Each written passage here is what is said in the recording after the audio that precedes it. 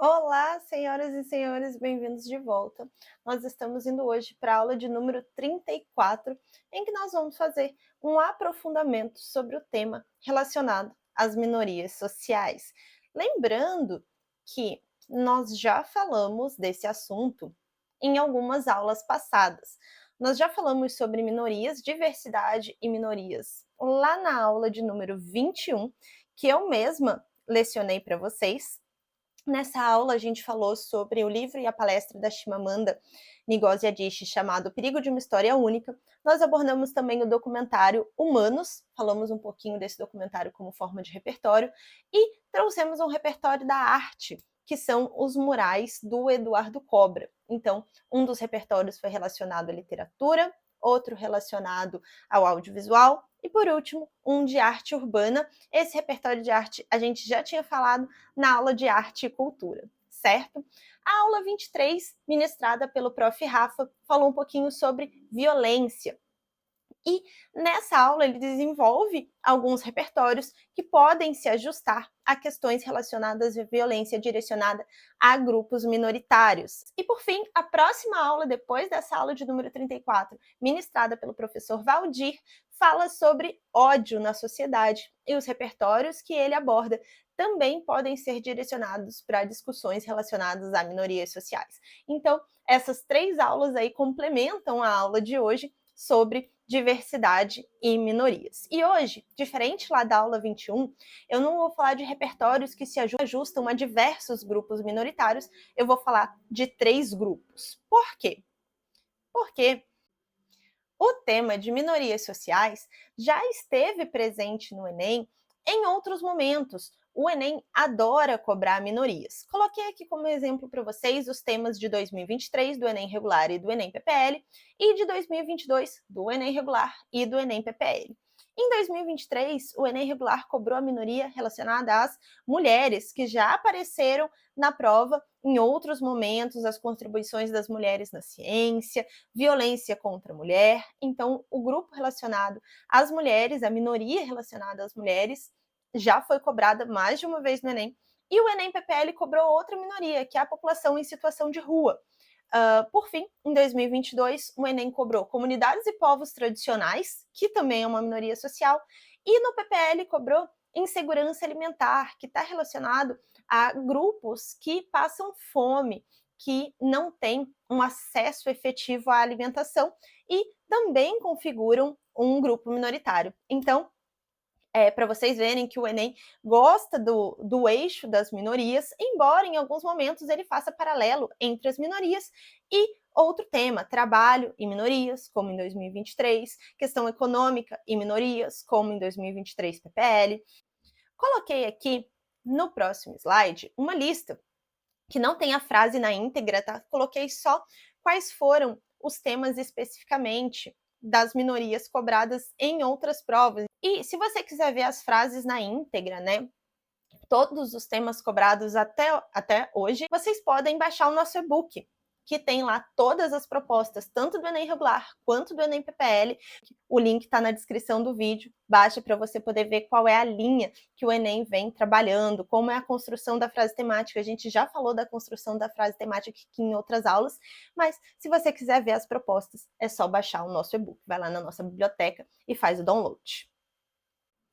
E vamos aos assuntos de hoje. Nós vamos falar de capacitismo, racismo e etarismo, que são três preconceitos relacionados a três grupos minoritários. Tanto o capacitismo quanto o racismo e etarismo são assuntos que têm estado na mídia, que têm ganhado visibilidade, têm ocorrido atualidades em relação a esses três temas. É por isso que nós escolhemos esses três eixos para trabalhar aqui de minorias.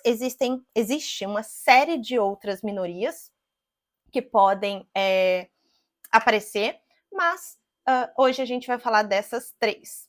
E, inicialmente, deixo aqui as definições de capacitismo, racismo e etarismo, lembrando que todos os eixos que nós trabalhamos aqui, tanto eu, como o professor Valdir, como o prof. Rafa, trazemos uma série de vocabulários na construção da nossa aula. E é muito interessante que não só os repertórios sejam absorvidos por vocês, mas também a parte vocabular, para que vocês tenham uma diversidade lexical, uma quantidade de vocábulos diversificados para usar na hora da sua redação, para que você não perca ponto por repetição vocabular. Então, aqui nas próprias definições, por exemplo, a gente tem uma série de sinônimos para preconceito.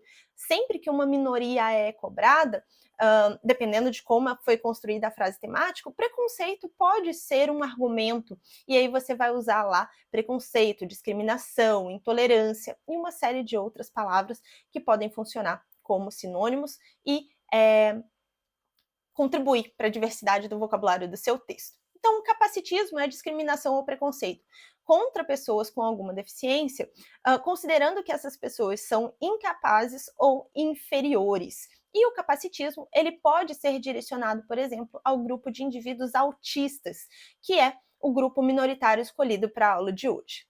O segundo preconceito que a gente vai abordar é o racismo, que é uma crença que estabelece hierarquia entre etnias, um preconceito ou uma discriminação contra pessoas pertencentes a determinada etnia. Aqui a gente vai falar de pessoas brancas e pessoas negras, certo? Por fim, o etarismo, que é o preconceito ou a discriminação ou a intolerância em razão da idade, aversão a indivíduos mais velhos. Lembrando que o etarismo não é só direcionado a pessoas com mais de 60 ou 65 anos, tá? O etarismo, ele pode ser direcionado a indivíduos mais velhos que não necessariamente tenham atingido os 60 anos. Eu vou explicar um pouquinho melhor isso quando a gente chegar lá na parte de etarismo, tudo bem? Mas lembrando que etarismo sempre direcionado às pessoas mais velhas, ageísmo ou idadismo, mas em indivíduos mais velhos. Vamos lá, quais são os 3 repertórios da aula de hoje? A gente vai falar da Lei Romeu-Mion, a gente vai usar o conceito de racismo estrutural. Vários autores já falaram de racismo estrutural, mas a gente escolheu para usar de embasamento hoje a Djamila Ribeiro, que é uma filósofa brasileira, e a gente vai falar de 2 repertórios relacionados a etarismo, tanto transição demográfica, geografia das populações, quanto a teoria das gerações, certo? Vamos falar sobre a Lei Romeu-Mion. A Lei Romeu-Mion é de 2020. Ela leva esse nome porque esse é o nome do filho do apresentador, Marcos Mion.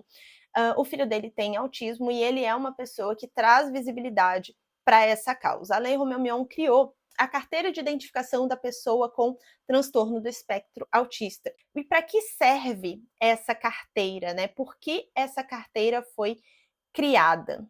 Primeiro, ela é emitida por órgãos públicos, tá? Então é um reconhecimento legal do indivíduo autista para que ele tenha prioridade no atendimento a serviços públicos ou privados. Isso é muito importante porque a pessoa com autismo, dependendo do nível de suporte, né, que ela necessita, é preciso que o atendimento prioritário seja executado. Então essa carteira executa essa função de reconhecer esse indivíduo autista e colocá-lo como prioridade. A Lei Romeu-Mion, ela altera uma lei que já existia de 2012, chamada Lei Berenice Piana. Berenice Piana é coautora da lei que leva o nome dela, uma mulher brasileira, mãe de uma criança autista, e que na época lutou pelos direitos específicos direcionados aos cidadãos autistas. Então, na legislação foi criada a Política Nacional de Proteção aos Direitos da Pessoa com Transtorno do Espectro Autista. Caso você queira citar a Lei Berenice Piana, você pode dizer que criou uma política nacional direcionada ao grupo dos indivíduos autistas. Você não precisa citar exatamente o nome da política, não precisa decorar isso. Nem o nome da carteira de identificação, né? Você pode dizer que é uma carteira de identificação para indivíduos autistas. Não há necessidade de apresentar nomenclatura oficial e correta. E na época da Lei Berenice Piana, quais foram os benefícios, quais foram os direitos que essa lei possibilitou? Primeiro, uma educação inclusiva, o reconhecimento de que é necessário a adequação da infraestrutura profissional, física, de suporte aos indivíduos autistas, para que eles tenham uma educação inclusiva, e isso associado à formação de professores, enfim, e o oferecimento pelo setor de saúde de uma atenção integral às necessidades do indivíduo autista. Então, é preciso oferecer diagnóstico precoce, medicação adequada, caso necessário, a possibilidades de terapias para que esse indivíduo consiga desenvolver todas as suas potencialidades, certo? Então, A Lei Berenice Piana trouxe uma série de direitos e a Lei Roumelmion veio aperfeiçoar essa lei recentemente, certo? Então fica esse repertório, caso a gente fale sobre capacitismo relacionado a indivíduos autistas. Lembrando que como você poderia usar essa lei? Você pode dizer que a lei existe, quais são, né, os benefícios ou os direitos que essa lei traz, como que isso está sendo aplicado na realidade. Esses indivíduos estão desfrutando do atendimento prioritário, eles estão desfrutando no setor de saúde, de todo o suporte de saúde necessário relacionado ao diagnóstico, relacionado às terapias. Isso é oferecido democraticamente em todo o território ou isso é oferecido com mais prioridade nos grandes centros urbanos em detrimento das zonas rurais? Enfim, então você pode, de acordo com o recorte que for feito do tema, dizer que a lei não está sendo cumprida, que há uma negligência em relação à aplicabilidade da lei, que há impunidade em relação, por exemplo, às escolas que não oferecem, né, uma educação inclusiva. Enfim, então você pode ajustar aí o seu debate, fazendo um paralelo entre o que a lei determina e como isso acontece na realidade, se a lei está sendo aplicada corretamente, certo? Vamos agora ao nosso segundo repertório, que é sobre racismo, preconceito com as pessoas negras. A escolha foi de Jamila Ribeiro, que é uma filósofa brasileira, embora racismo estrutural seja o conceito que já foi abordado por diversos autores, tá? A gente escolheu aqui uma autora brasileira para servir como repertório. A Djamila é autora do Pequeno Manual Antirracista, que, como o próprio nome já diz, é um manual para que as pessoas reconheçam quais são as práticas racistas perpetuadas nas atitudes, nos discursos, e que muitas vezes não são reconhecidas como práticas racistas ou são minimizadas como práticas racistas, né? A Djamila, ela fala que há um reconhecimento na sociedade brasileira em relação à existência do racismo, então muitas vezes se reconhece que o racismo existe, porém as pessoas brancas não se auto-reconhecem como racistas. O racismo é considerado pelas pessoas brancas como um fenômeno individual, um fenômeno moral, e que é preciso que as pessoas identifiquem que práticas racistas são perpetuadas e precisam ser reconhecidas para que sejam combatidas, certo? Que o racismo é um fenômeno estrutural construído desde o período, né, da escravização da população africana no Brasil. Depois da abolição da escravatura também, houve uma negligência em relação à inclusão social, política, econômica, educacional da população negra após a abolição da escravatura, ou seja, essa ausência de políticas públicas de inclusão fez com que a população negra permanecesse em uma situação de desigualdade e que essa desigualdade gera um descompasso entre as possibilidades oferecidas para as pessoas brancas e para as pessoas negras. Há uma quantidade maior de pessoas negras frequentando escola pública, há uma quantidade maior de pessoas negras dentro do sistema carcerário, há uma quantidade maior de pessoas negras com salários inferiores às pessoas brancas, enfim, uma quantidade maior de pessoas negras é vítima de assassinato. Esses dados podem ser comprovados no IBGE, pelas pesquisas do IBGE e ilustram essa desigualdade entre as possibilidades, né, para os indivíduos brancos e para os indivíduos negros. Existe uma série de legislações que asseguram direitos à população negra, porém, não é suficiente que exista a legislação, né? É preciso, como a Djamila fala, que haja um combate social ao racismo. E um exemplo, uma atualidade relacionada a isso é a luta do jogador Vinícius Júnior, que tem sido vítima frequente de atitudes racistas, embora ele esteja sendo vítima dessas atitudes racistas fora do Brasil. O que está acontecendo com Vinícius Júnior não é um caso isolado no esporte. Outros jogadores negros também já foram vítimas de racismo em estádios, tanto fora quanto dentro do Brasil. E o Vinícius Júnior, embora tenha alcançado aí o auge da carreira dele, né? Ele está no topo da carreira, ele tem reconhecimento nacional e internacional das suas habilidades profissionais, ele tem um salário compatível com o reconhecimento das suas habilidades profissionais, porém, ainda assim, ele precisa combater diariamente os atos racistas que ele sofre. O que eu quero trazer como ilustração, no caso do Vinícius Júnior, é que mesmo que um indivíduo negro atinja, né, ele fure a bolha ali da desigualdade e das condições desiguais de acesso a esses espaços privilegiados, ainda assim, mesmo ocupando, né, uma posição extremamente reconhecida, ainda assim, ele precisa combater frequentemente o racismo. Então, essa atualidade pode ser, por exemplo, um repertório usado na redação como ilustração de que atitudes racistas são frequentemente praticadas pelos indivíduos. O nosso terceiro repertório agora, sobre etarismo, fala um pouquinho sobre transição demográfica, geografia das populações, a pirâmide etária. Deixa um exemplo aqui, né, da alteração da quantidade de pessoas por faixa etária de 2010 a 2022. E, segundo o censo de 2022, tem ocorrido no Brasil um processo de envelhecimento populacional. O número de pessoas com mais de 65 anos aumentou, enquanto o número de crianças diminuiu. Não na mesma proporção, tá?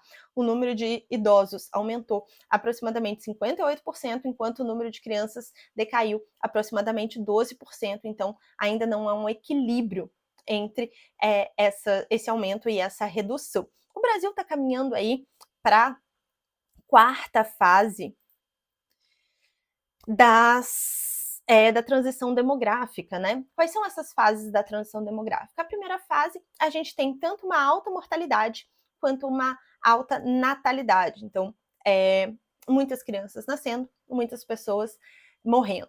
Já na segunda fase da transição demográfica, a gente tem uma redução da mortalidade devido aí à evolução da medicina, aumento da expectativa de vida, porém a natalidade permanece, com os índices permanecem mantidos. Em relação à terceira fase, a gente tem uma redução da natalidade, devido, por exemplo, aos métodos contraceptivos, e a mortalidade permanece. Já na quarta fase, que é a fase em que o Brasil está entrando, a gente tem uma redução da natalidade, uma diminuição da natalidade e uma diminuição também da mortalidade, ou seja, aumenta o número de idosos. Então, o Brasil está caminhando para essa fase, ainda não há equilíbrio entre essas porcentagens, como a gente disse, mas o Brasil já está entrando nessa etapa. E quais são os debates relacionados a isso? É preciso que haja uma preparação, tanto infraestrutural, né, relacionada à saúde,